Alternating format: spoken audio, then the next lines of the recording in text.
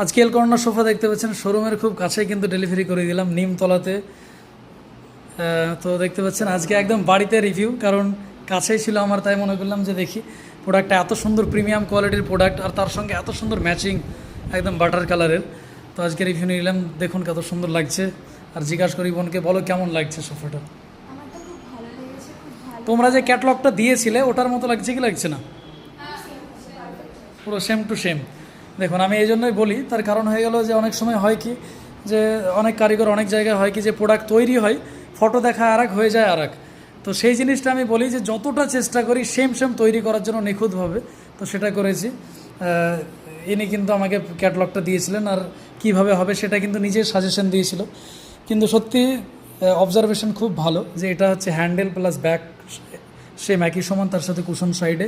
তো অসাধারণ, আমাকে কিন্তু খুব পার্সোনালি খুব পছন্দ, সেজন্য ভিডিও করলাম।